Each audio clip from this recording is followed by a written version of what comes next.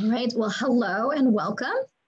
I am Christina Henderson, Executive Director of the Montana High Tech Business Alliance. Welcome to this discussion on competing for tech talent in a job seekers market.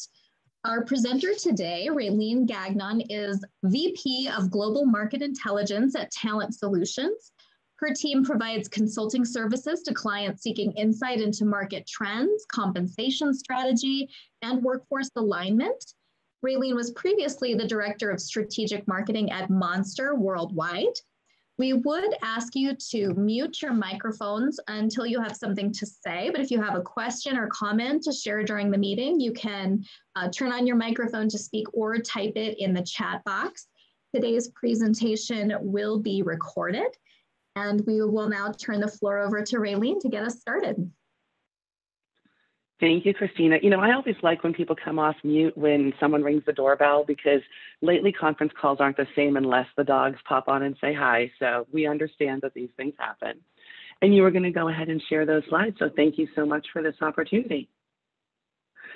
So as we pull those up, I just wanted to welcome everyone. As Christina said, the idea is really to provide an overview of not only what we're seeing locally in Montana, but also some of the trends that are overarching nationwide and how those national trends are actually impacting the local market. So on the next slide, you'll see just a quick overview of what we're seeing across the board and how we're going to sort of focus on those key trends. So we'll look a little bit at just the impact of COVID in general, focusing on how that's shifted some of the supply and demand. I'm sure all of you are familiar with the personal impact that it's had in that way. And then retention, right? So what are we doing differently because of competitive hiring, because of the worker shortage, and how could we potentially identify some new and emerging best practices that may shift our effectiveness in retaining and attracting new talent? And then lastly, I'll just hone in on some of those best practices that we're observing that are working for others, some locally and some elsewhere in the country, that may potentially be some great opportunities for you as well. So on the next slide, we can dive in. I just wanted to give you a quick overview of what we would be covering. And there are 7 primary trends. Now, from a technology standpoint, you're going to be more focused on the trends that you see here in gray. And so these trends were already in existence, but they've been accelerated because of COVID in the past year. The first, of course, is more remote work. I'm sure many of us are working remotely today. The impact that remote work has had on migration. So many of our professionally skilled workers are moving at this point, and organizations are starting to make decisions about long-term remote workforce strategies. That nationwide is going to have an impact on your own hiring and attracting locally. We're also seeing shifts in employee perceptions as it relates to technical and professional jobs. Their expectations of remote work as an expected perk and not an earned perk. Their assumptions around their control over their schedules and how important different tasks may be in their work-life balance. And the fact that women have been disproportionately impacted, both from a travel and some of the childcare constraints and such, but also from the way that we've shifted schedules and our expectations of remote work across the board. The others may be relevant for some of you as well. In blue, those are the key trends from a blue-collar standpoint. I'll mention them just quickly because really what we've seen is this increased digitization and automation of work, a concentration of those hourly workers, and an impact of wages and non-wage incentives because of the workforce shrinking and the demand nearly tripling for those types of skills. I mention that because in the professional space, in technology in particular, we're seeing some upward pressure on some of those wages also. And so it's a different level of impact from a workforce demand spike, but we're certainly seeing that growth. And I'm going to focus a little bit more on that. So I just want to dive into the next slide. And if you guys have any questions as we go, just put them into the chat box and we can cover them. I tend to like statistics. The numbers mean more to us sometimes. I think you give us some concrete parameters. So, you know, let's talk a little bit. Over on the right, what's happened and what's changed since pre-COVID. You can pick different points in time. I feel like January 20 is a good starting point because we know that it wasn't COVID just starting in the US, and we know that we have some pretty clean numbers to compare. So if we look at all of the jobs nationwide today, there are 19% more jobs today than there was in January of 2020. So to say that there's been an increase is an understatement. If we look just at blue collar, so our warehouse, our drivers, our manufacturing labor, 168% more jobs in that space than there were in January of 2020. And we were still in a post-seasonal Christmas surge at that point. So our numbers were already up in January of 2020. Ops and logistics specifically are driving that because of all of the e-commerce. So that's up 115. This is causing tons of turnover. Basically, if you're looking to hire someone in that space, then you are actually hiring out of another engagement or another contract or another job. And so we're seeing turnover increase drastically. We're seeing that in the white collar and in the IT space as well. Not quite as high, but 11% for the skilled and the professional turnover. We're seeing 6 to 18% increase in wages across the board. And we're seeing a 16% increase in remote hiring demand. So those 7 trends I just talked about a minute ago, those are some of the numbers that go behind that. Now, there's some other changes, right? There's been unemployment spikes and such starting back in March of last year. Now, it has been going down pretty consistently the past 12 months, but we're still higher than we were pre-COVID. Not so in the IT space. For IT and finance, unemployment across the board nationwide, 0 to 1%. In some markets, it's actually negative. So to say that there's an available workforce, there are people with the skills you're looking for, but they are in all cases engaged or working for someone else already. So if we're going to hire these people, common sense, we need to be offering them something more than what they're getting today, whether it be a more flexible schedule, better wages, a better commute, a better work-life balance. Maybe they want to be on a plane and traveling more. We need to offer them something they don't have in order to successfully hire. Conversely, if we're looking to retain the staff we have, we need to be offering more than the recruiters calling them, right? So it's very competitive today, and that's that pressure we feel on the wages. Now, time to fill, it's taking longer to find people. One, they're not actively applying and responding to job postings as much as they used to. 2, they're slow to respond or make decisions because they really just want to get to the offer stage and compare it against what they have today. And so it takes a little bit longer to fill these positions. And it's not surprising to see these going up 10 to 15% across the board. Now, flexibility is huge when we look at people who are making the decisions to leave. It's because their company is forcing them to go back to the office too soon or too much or not enough, or, it's not the right schedule for them. Almost 90% of them are being hired out of another job. So the fact that they're citing this flexibility as a key reason for taking a new job is a sure sign that benchmarking and being aware of what others are offering around you and what is competitive for the types of people you're hiring is going to be one of those important best practices we're going to talk about. The other thing is remote work in general, because they have increased the migration of professional workers so much nationwide in this past year. 11% increase is more than 3 times what we would have seen in the past. And that means some of the skills that we used to know where to go to hire have moved somewhere else. And other people are starting to target these remote workers. So what does that all mean as we think about the local market in Montana? So that's sort of the premise behind some of the key numbers that we're looking for and how they're starting to connect the dots into how it's impacting the way we're hiring today and what we might be seeing moving forward. So if there are no questions, we can go on to the next slide. I just wanted to sort of give an overarching view of what we see there, because I feel when I start to do high-level trends, like I'm providing a doomsday report. Wages are up and the workers are down and demand is increasing and competition is getting higher. But the reality is there are some things that we can do. So, if it is difficult to hire the skills that we need, we first need to make sure we retain the skills that we have. Because if you lose the people that you already have, it's just going to increase the backfilling of those positions. That's going to impact productivity and likely going to come at higher wages. And I'll tell you a secret, because we've had a team of analysts in our organization looking at patterns of career development on LinkedIn.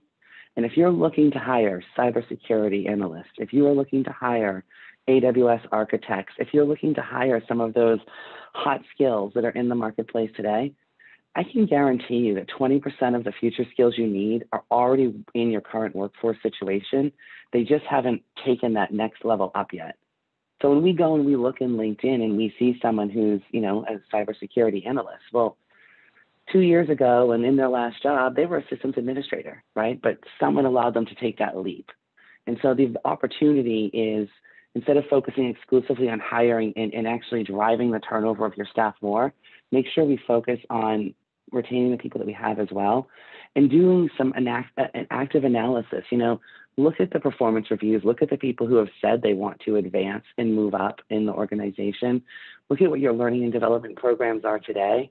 Make sure your compensation is aligned so that they're not going to be proactively looking to go somewhere else.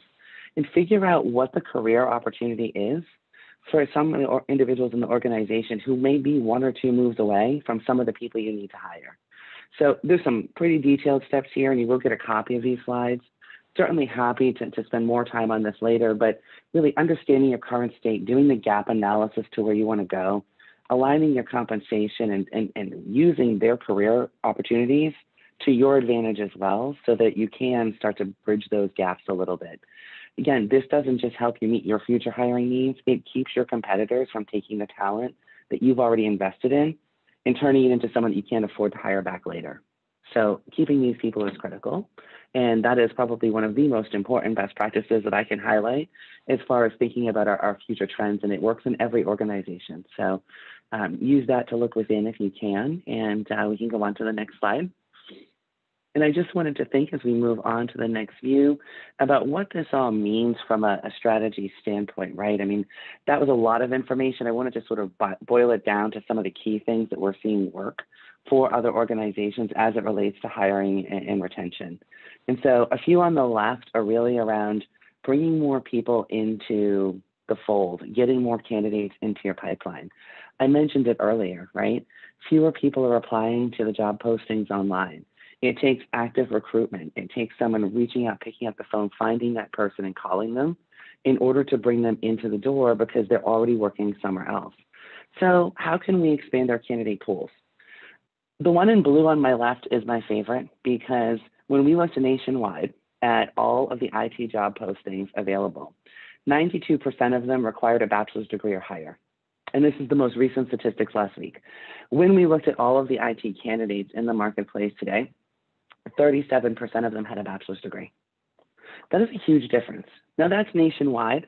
I will grant you that in the Midwest, the gap is a little bit smaller. When I looked in Montana, it was only 87% of all the job postings requiring a bachelor's degree, and 36% of the candidates had one. But we use technology to drive our hiring process. Many people just didn't finish school. They got a job in IT before finishing, and frankly, were making the money, and so they did not go down that path. It is more and more common for IT, especially the younger, under 5 years experience of IT, that were looking to hire for some of these hotter skills. They did not go through the higher education process. And if we use an applicant tracking system or a vendor management system to screen our candidates, and we have a bachelor's degree as a requirement, our technology is filtering out anyone who does not have that requirement. It's what the technology is there for, but we set ourselves up because we might be missing some candidates who have the experience, are sitting at a competitor and have 5 years, but don't have that degree. So reducing education and experience requirements is pretty common. I'm seeing a question come in really quickly, so I actually do want to address it. I think it is, can I do it? Can you confirm college degrees and many certificates are often irrelevant in IT? I'm not going to say that they're always irrelevant. I have to be careful of my word choices here because if you want to go into certain levels of management or certain types of analytics, the college degree is absolutely going to help.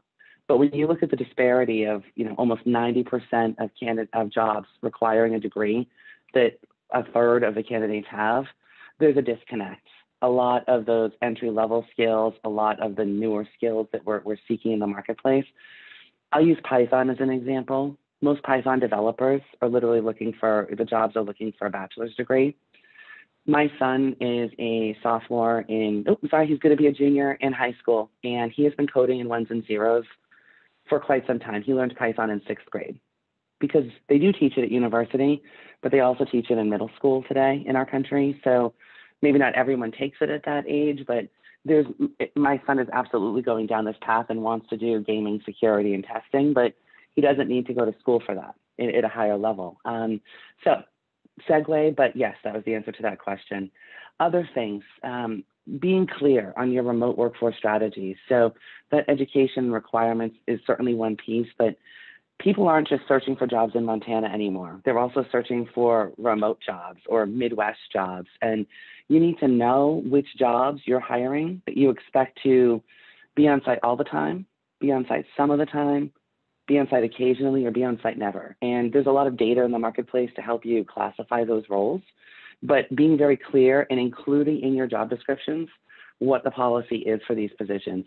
It may seem over the top and like you're over engineering it, but if someone is already working somewhere and they know that they can work remote X amount of time, they're looking for that in any new job posting. Is it better than what I have, or is it worse?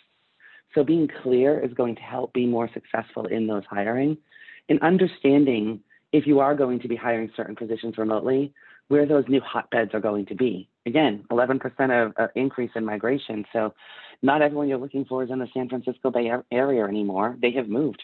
Some of them have moved to Montana. A lot of them have moved to Idaho. Many of them have moved to Madison and to Milwaukee, Wisconsin. We're seeing them go down the Central Coast. So being aware of that is going to help you source people as well. And benchmark. Please benchmark. Know what other people are offering for these jobs. Have some of your staff go through the application process for other jobs that are in the area. Understand that if they're taking less time and doing less background checks and drug screens, and how you can be more competitive to the candidate experience. Because some of these things can absolutely help you in maximizing your access to candidates. You might be looking for lower cost markets. You might be looking for more diverse markets, but you can look all you want. If you're not competitive, you're not going to be successful. So that benchmarking and aligning to what the candidates have and want and to what competitors are offering and are doing is going to be critical. So if there's no questions there, or they may actually come up as we keep going, because I wanted to sort of bring it home and think about what that means for the local area as well. So on the next slide. All right, so I said you need to know where people are moving to. This is not a full-blown map, but this is a start. So, you know, what we've got highlighted here is the basic movement we saw in 2020. Now, one, people who were in jobs paying, say, less than $35,000, $40,000, they couldn't necessarily afford to move during this time. The people that we saw most moving and driving the statistics that you're seeing here are people who were in remote jobs, were working professionally in white-collar positions, and had the means and the motivation to move to lower cost or lower populated areas. And frankly, because now they knew they didn't have to be on site anymore. So those that are in green are the top 10 inbound states for migration. So although Montana is not listed in green, it's across the board and relative. I do want to note that they rank at number 25.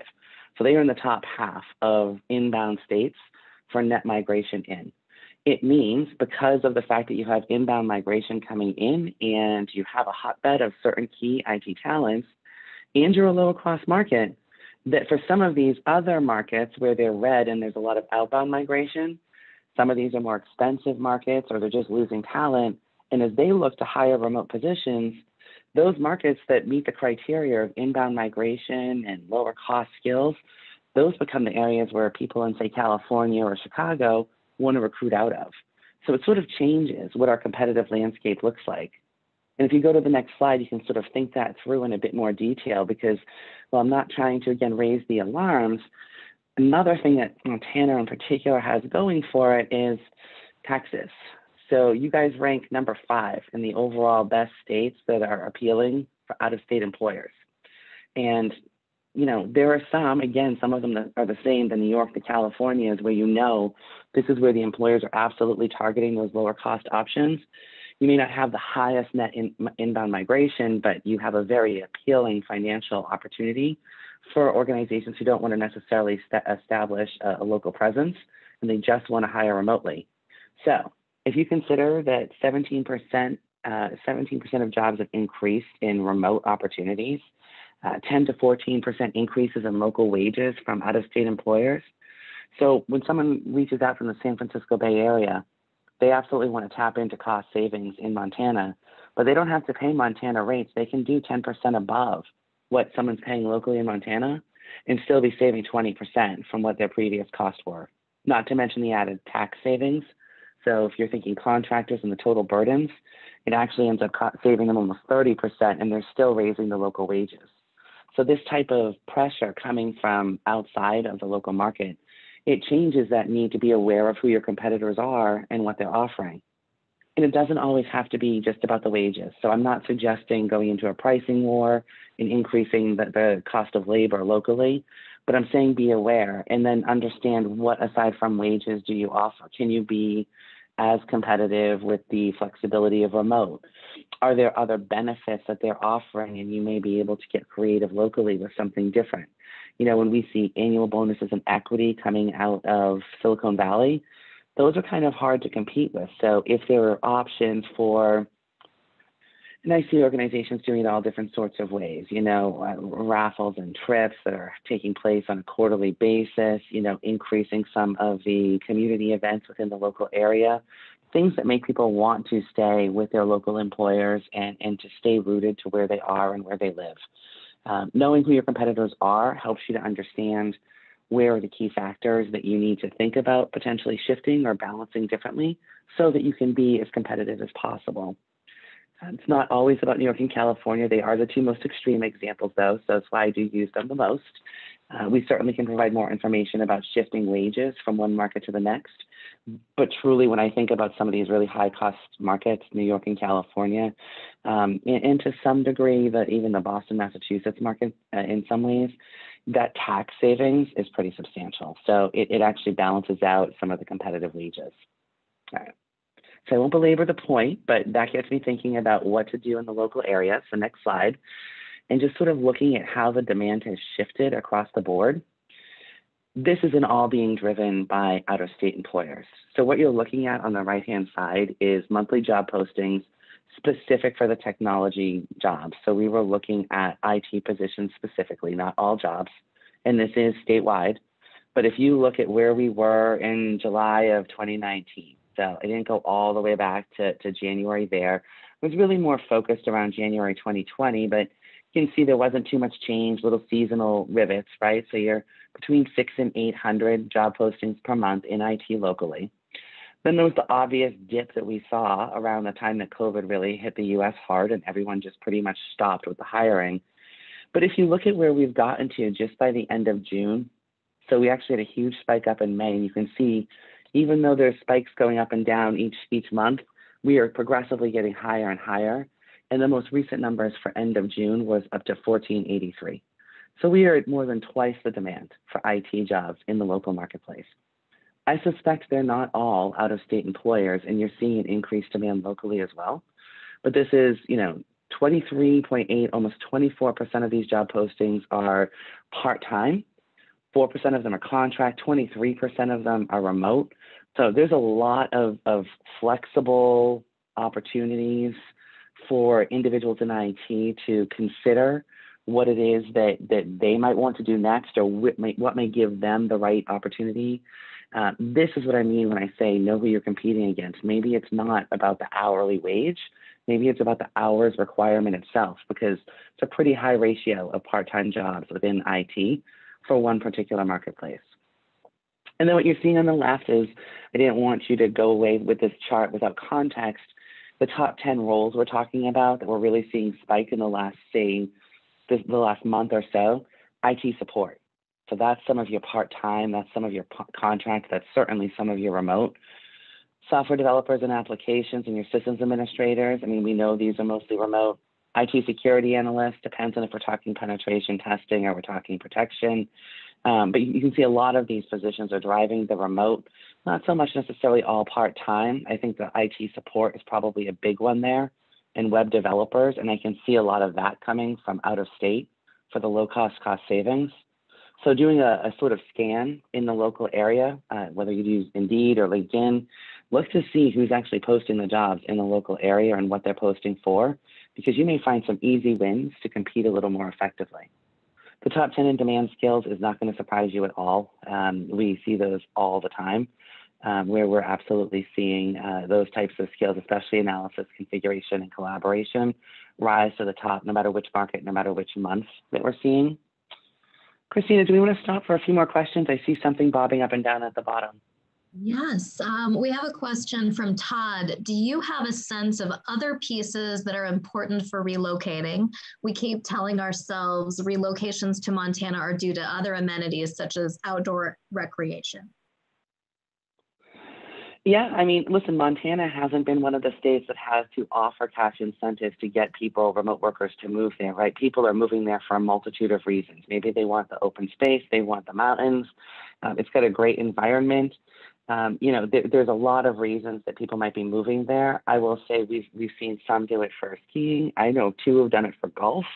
So it really can be individual choice, but the lower cost of living, the infrastructure technically that's available as far as supporting their remote work capabilities, and they see a lot of big companies starting to post jobs there. So I think there's a lot of things pulling people into the local area.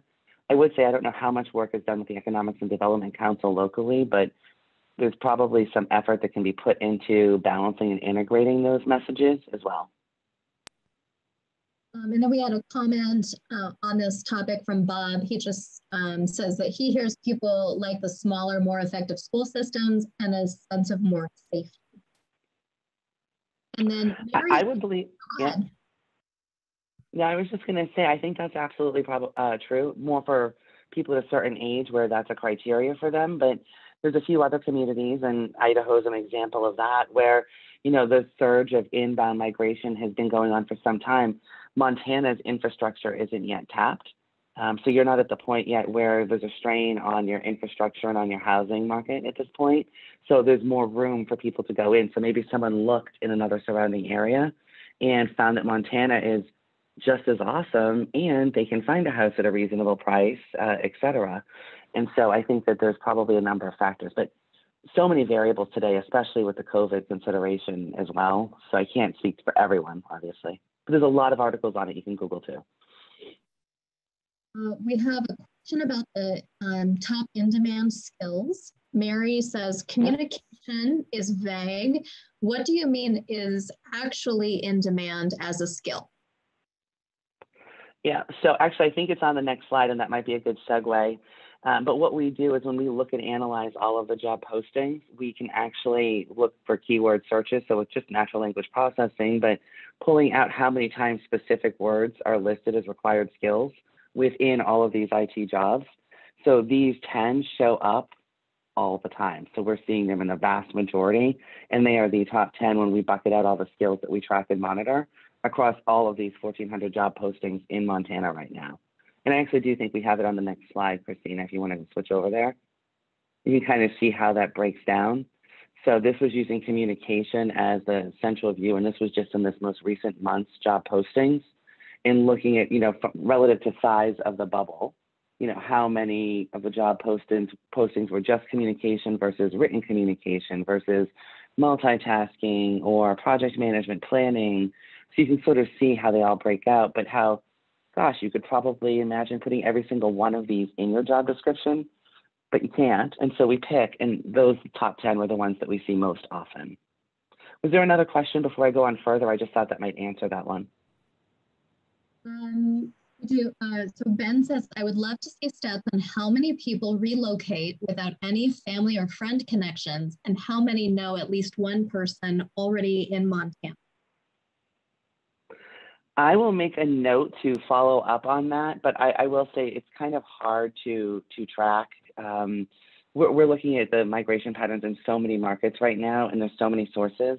The most accurate ones we have are moving companies, where they're moving people to and from, and what they're moving from an economic community standpoint. So we're triangulating a lot of that information, but the moving companies don't care if you moved with a friend or not. So that's one I might have to dig into, and I can't make any promises.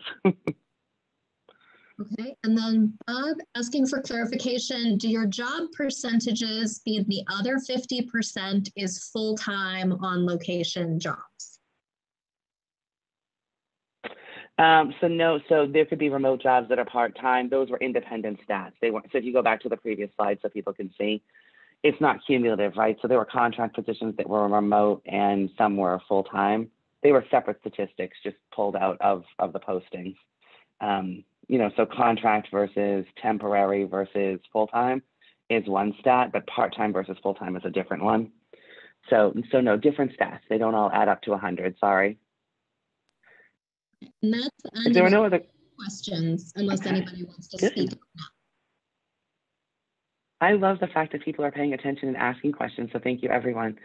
On the next slide, too, if we go back to where that fun skills breakout was, I wanted to call out a few things, too, because, you know, I know that in conversations I've had recently about Montana, you know, Bozeman sort of rises to the top across the board, but it's not alone. So if we look at the year-over-year positions and we look at IT specifically, and we basically did a comparison where we showed, so we looked at Montana across the board. So there were 13,000 IT positions across the entire quarter. And we did a comparison to the previous year-over-year change, okay? Then we did a specific view, and you see it was 87% statewide. So that's sort of the increase that we've seen over the course of time, last quarter to this quarter. Granted, Q3 of 2020 was not a huge quarter, but some cities are growing at a much faster rate than others. Bozeman is actually the largest, other than it's Great Falls, where we see a much smaller number, so it doesn't get the credit, but the growth is actually a higher rate. So Bozeman had almost 4,000, it was 117%. And I just call your attention to Great Falls, where it's not quite 1,000 postings, but it's an increase of almost 150% as far as comparing over a point in time. And then I didn't want to leave out Billings because they actually do have, you know, twice as many postings as Great Falls, but the growth isn't as impressive. And that makes a little bit of sense when you think about this whole targeting the lower cost markets and, you know, where we're seeing more people come in remotely and they're looking at the movement patterns. People aren't necessarily moving into Billings, they're moving into some of these other communities. I left Missoula, I left in there. I mean, it was actually pretty close to Great Falls in the total numbers, but not a lot of growth year over year. And Montana City always comes up when we do searches, and we tend to see it on a list of potential markets, but there was not much happening there, so we included that. And we just wanted to show you how sort of the salaries compare. Makes a little bit of sense why we're starting to see Great Falls rise from a growth standpoint, because it's not quite as expensive as Bozeman or Billings yet. And so we're starting to see increased hiring there. And then Missoula would probably be next, because as more talent moves into those markets, you know, we're going to see more interest and competition for talent targeting there, hoping to get a little more cost efficiency. So certainly we're definitely tracking that as we think about what the next couple of quarters is going to look like. We wouldn't be surprised if we see more targeting in those areas and a little bit less in the Bozeman market or in the Billings market. So it was just sort of a quick snapshot. Wanted to sort of walk you through what we were seeing as far as current jobs compared to previous state. Interesting, if we were to look over time, you know, going back into 2019, the growth numbers wouldn't have been as high year over year. You know, it wasn't in quite that bit of a surge. I actually think that the hiring demand and the IT demand in Montana is one of those, it was an emerging trend that was completely accelerated by COVID. So going back to my first slide, I don't anticipate it's going to end anytime soon. So it's really about us figuring out what we're going to do next and how we're going to retain our staff and position as the employers of choice for these skills. And if there are no questions. Okay. Another question, whether there are any stats or trends with respect to tech employees moving out of Bozeman due to high cost of living, namely the cost of home ownership and limited supply? It's not a question that I am prepared to answer. I don't have the detail broken down at that granular level, but since I'm already looking into reason for moving, if you want to give me a day, I might be able to attach it to this deck when it gets distributed out. You know, we do see some of the city movement. I'll just need to check and see what that looks like and whether or not when they move somewhere else in Montana, or if it's those people in Bozeman or Billings that are leaving the state. So that would be the question I would look to answer there, and I'll add that to my follow-up. Yeah, and I will say, so hopefully if you have some data to add, we would love to see that. But from my perspective, leading the High Tech Business Alliance, we just did our annual high tech industry survey and published an article in Montana Business Quarterly where we interviewed some of the tech executives. And from a hiring standpoint, they're definitely seeing the high cost of housing impact their workforce and their recruiting. It's a huge worry for many leaders, hiring managers, as to, you know, their current employees, the cost of housing is going up, their rent is being raised, and then those employees are having to find someplace else to live, and it's very difficult. And also, even though high-tech jobs tend to be very high paying relative to the rest of the market, they're seeing their employees priced out or unable to find homes, which is very worrisome for recruiting.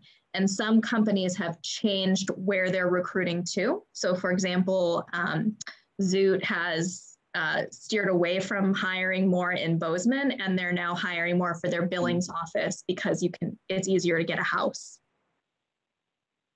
That makes sense, and I absolutely want to dig into that a little bit more.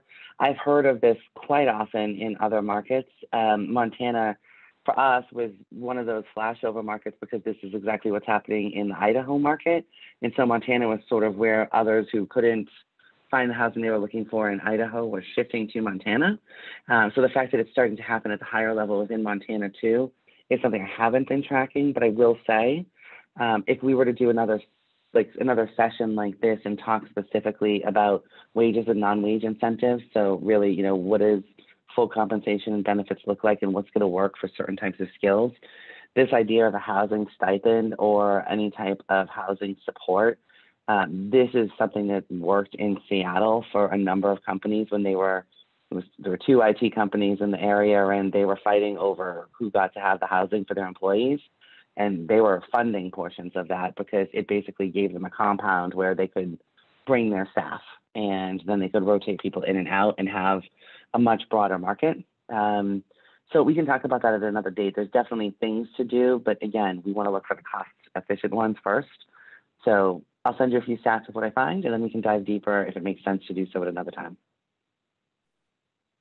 And I think we're at the bottom of the current chat, unless anybody else wants to speak up at the moment. Okay. We can switch over to the next slide while we wait for that. So I wanted to show what we were seeing as far as the competition goes here. And this is just a quick snapshot from Gartner. So we could dive into any of these particular employers. But, you know, with all those job postings that we were looking at across the state, some of them are the largest employers of IT in your local area anyway, right? Now, Oracle, Humana, Change Health, no surprise. General Dynamics for their IT division, the change, I think, might be startling for some. They're hiring around the same number of people right now as they have been for the past 6 to 9 months. But that 1,300% increase, it's like that in almost every non-major market nationwide today. So Montana is not the only place they're doing this. And they are hiring much higher numbers of IT workers in these lower cost locations that are balancing out their workforce in markets like New York and California. Pearson Travelers, some growth, but nothing crazy. But those new entrants, if I were to go down a few more pages, you start to see a lot of companies like that where, okay, they're not the largest employers, but, you know, 200 IT workers here, 200 IT workers there, 200 here. IBM wasn't a primary competitor before, and now they're just pulling 200 more people out. You got to think about the brand power of their name. You got to think about what they're offering. You know, again, the flexibility of the schedule. Does working for one of these companies mean you get to go to Austin once a quarter? You know, what does it mean? What are you really competing against? And so I wanted to share this because that whole idea of deciding what the new baseline is. It's not the same baseline that you had a year and a half ago, but seeing that some of these companies are, you know, frankly offering different types of benefits than what could come from just anyone else in Montana or would have come from anyone else in the area previous to COVID. So it helps us to get the juices flowing and brainstorm about, okay, I would never do that. We would never offer that, but we could offer that. Or, well, we wouldn't offer that, but this is really close and we could offer that. So that's really where I want to encourage you to start looking at, you know, some of these employers and seeing their job postings and seeing what they're actually offering, because I think you'll find it illuminating. I don't want to dwell on it, but between the new market entrants and I always call out General Dynamics these days. One day they're going to catch me out doing it, but I think it's amazing. But they are representing one of the most aggressive growth strategies in the space in some of the emerging markets. So I think it's aggressive. I just let you know to keep an eye on it. So you can go to the next slide. All right.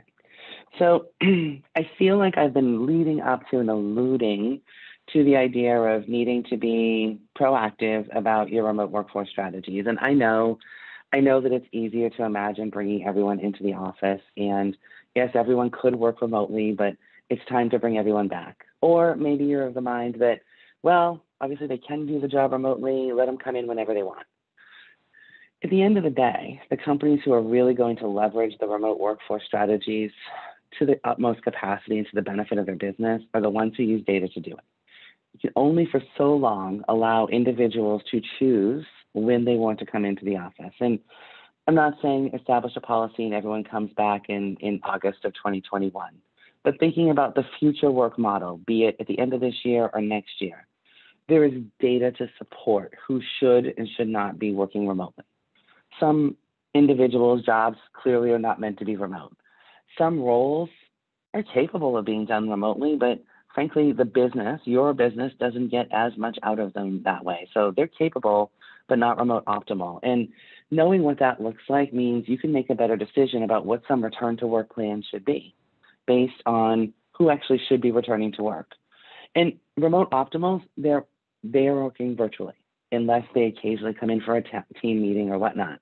But those remote capables, that's the baseline for hybrid work.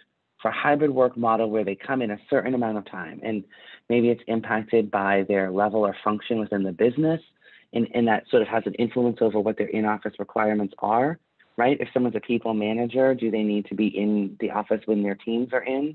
If someone's been here a certain amount of time, have they earned the right to be home more? What does that look like? And if someone does have the ability to choose their own schedules, or, you know, if we set schedules for a quarterly basis, what does that look like as far as, you know, do you get to change it every quarter?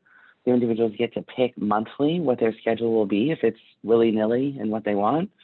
You know, and how will their individual preferences and policies work? Because you run into risks if Sally decides that she's going to meet her office requirement on Monday and no one else from the team is in. Well, Sally has gone into the office for 1 day a week, like you told her, but she's not collaborating with anyone. There's no benefit for her to be there. She's not getting any visibility. She's not gaining. She just is irritated that she sat in traffic that day. So you lost out on the benefit. Her manager's not there, et cetera. So you need to have some policies and framework around that. The other thing too is, you know, you want to make sure that it's not up to individuals or managers to make too many decisions, you know, independent of a baseline alignment to what your business wants long-term, because you run into some opportunities for bias and inequity in who's allowed to work from home. One manager may want everyone in, another may let all of his project managers work remotely. And then, you know, you've got two people in the same role working for different managers, and one has to be in the office all the time. One never has to be in the office. People don't feel good about that down the road. So deciding again with that who, the data that says these people have the option to be remote, these people do not, this is how we scale that, that provides a baseline. You still can empower managers and workers to do a great deal of decisioning of what works for them and what the flexibility is. But you would absolutely need to put some baseline parameters in order for it to be aligned with your true business strategy. So not saying you need to have a global remote workforce policy in place right now, but these are the types of things that we would recommend you think about as you sort of plan ahead, and don't leap to any conclusions. You can have a phase one and you can do a pilot and move forward with other things down the road. But these are just the basics of what would you do if you could adjust this, and you could think about, you know, if we're at ground zero right now and everyone's still remote or everyone's back in the office, how do we make that better? How do we decide to go from point A to point B? So I'm seeing other questions come in here, and I'll pause, but this is a really pressing question for a lot of organizations today, not just locally for you, but nationwide and globally.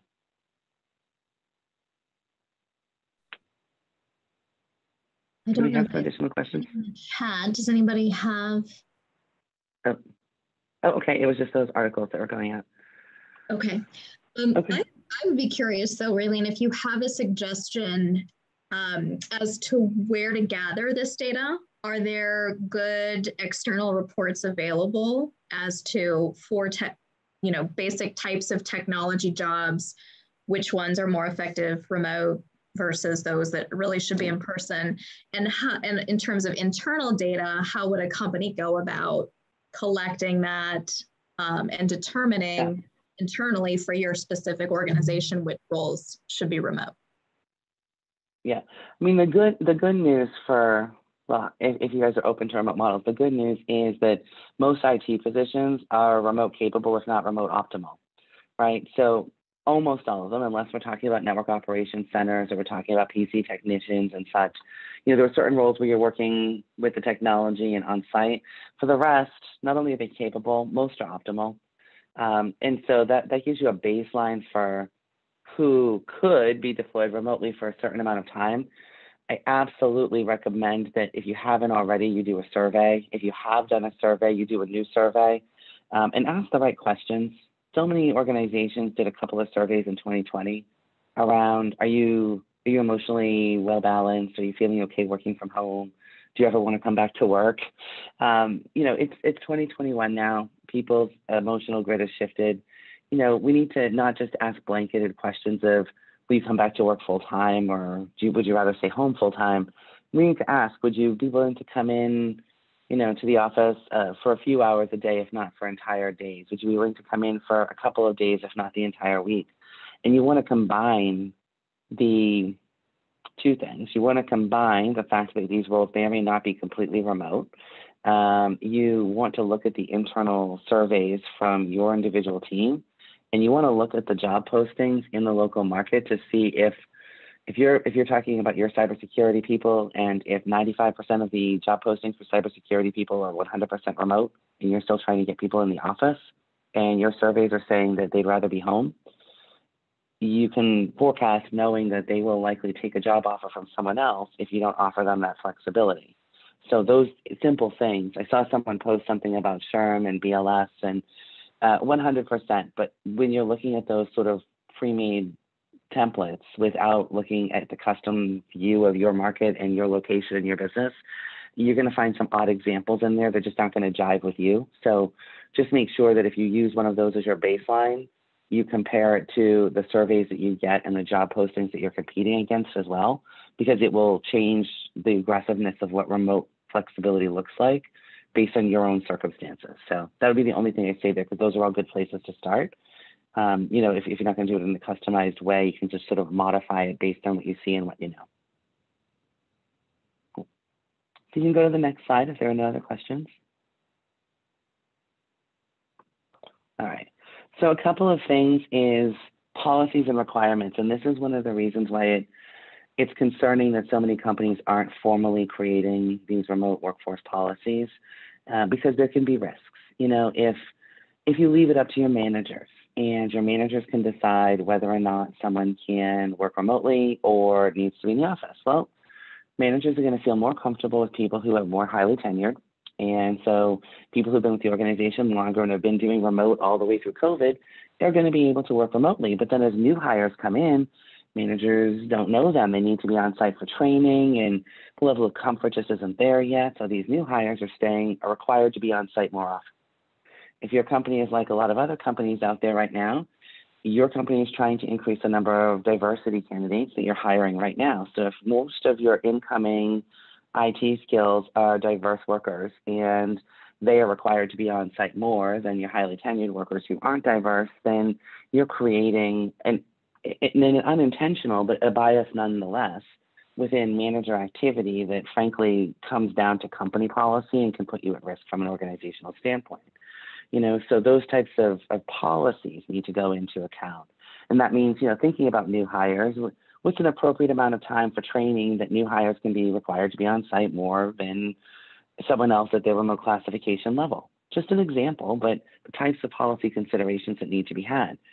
Compliance, if you say everyone needs to be on site these 2 days and people don't show up, are you really going to hold them accountable for not following your remote policy?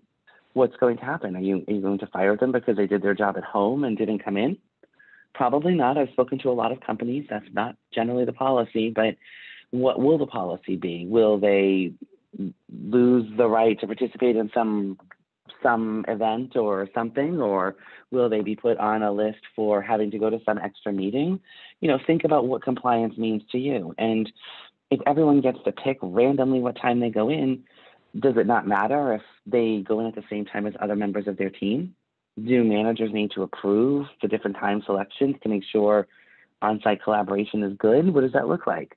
If people are moving all over the country or you're hiring people remotely and you expect them to be on site occasionally, does that mean you need to pay their T&E to bring them back on site?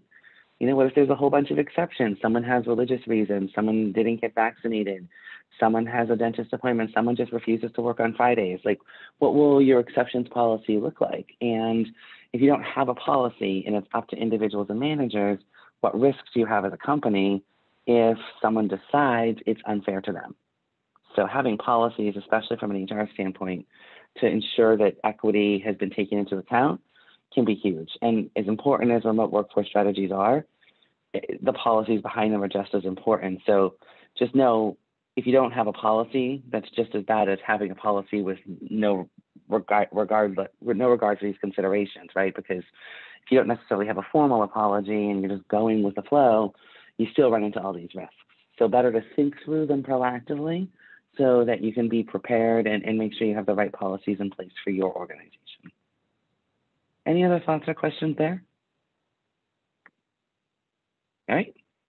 Well, then we can go on to the next one. Oh, someone's asking a question about home office. What does that say? Have you hit any controversy around the home office where the employee wants compensation for their space, furniture, etc.? Have I heard noise? Yes. Is there controversy? No, because generally employers will pay for some technology connectivity. So we're seeing a lot of, fine, you can do your Comcast bill and your internet and such. But as far as the home office goes, that's tax deductions.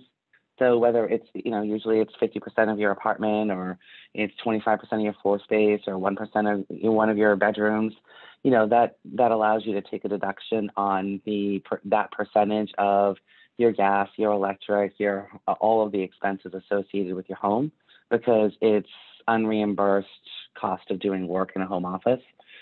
So for the most part, tax policy allows for those to be, so no controversy, but certainly sometimes a need to explain, because a lot of people are working from home for the first time and don't know about it. So there's an opportunity for employers to do a little digging there and have an educational piece prior to tax season to let them know that that's the best way for them to maximize the value for that. Okay, no more questions at this point, and we have about 7 minutes left. Yeah, I think we're almost out of slides if memory serves. So you can go to the next one here, and I think it was just emerging best practices. So I spent a lot of time going through the remote classification and the return to work modeling at a high level. But I want to go back to number one, because it was one of the first things we talked about. So those 7 accelerating trends, one of them was increased wage pressure, the importance of retaining your workforce. That was about making sure that you're setting your wage levels appropriately. And still very important here, we weren't talking just about compensation alignment for new hires. It was also tied to retention.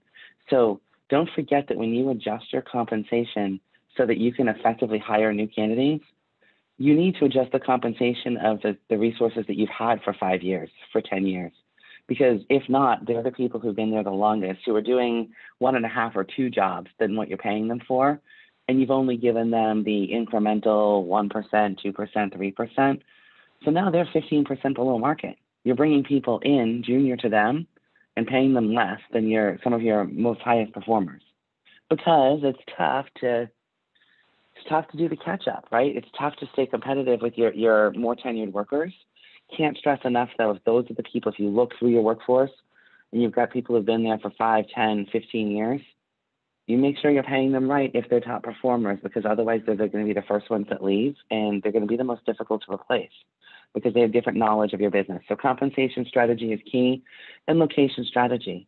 The cool thing about the remote classification is if you do it right and you align to the competition and to the dynamics within your workforce, and you make the decision, okay, these 10 roles, for these 10 roles, they are impossible to fill here.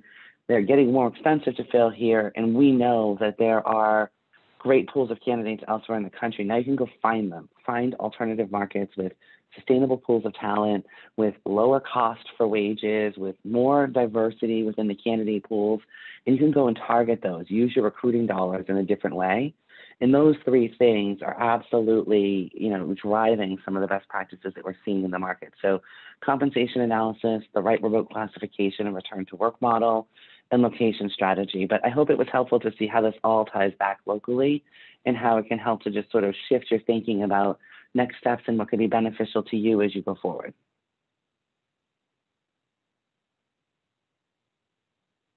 And I think that might be it. I think the last slide is just some of the links that we have if people want to see some of the additional information that we offer. Yep. So Total Workforce Insights is global and does a lot of country level ranking across the globe. But on the Global Insights Library, you'll find a lot of some of the latest shifting COVID trends and the metro market level views across the nation. So if you were looking for more national views, you can certainly find some additional information there.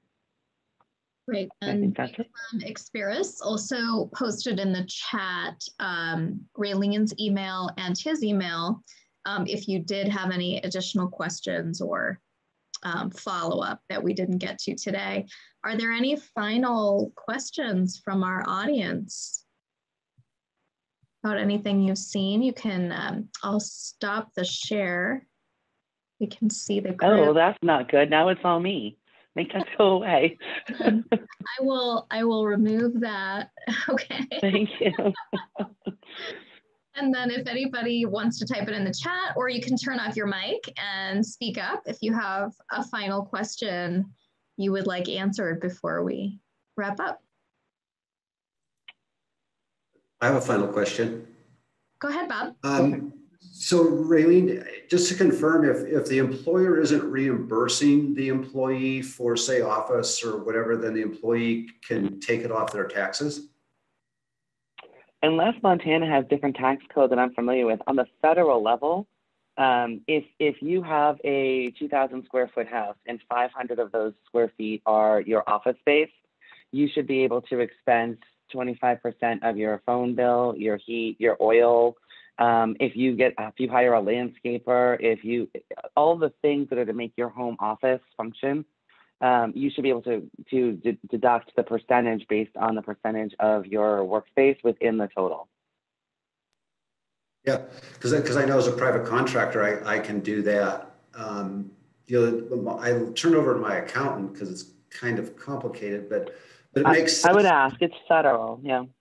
Yeah, but it makes sense to me that the employee should be able to do the same thing.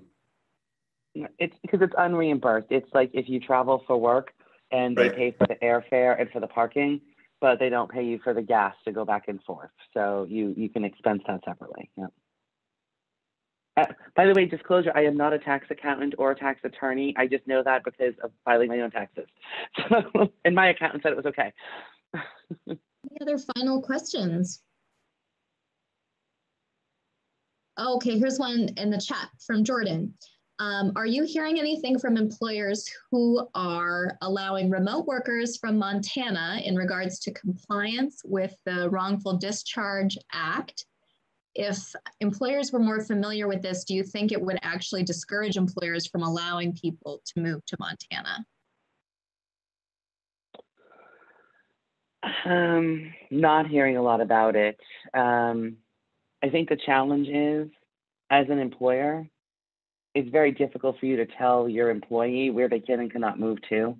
So whether or not employers are armed with that information, they may or may not.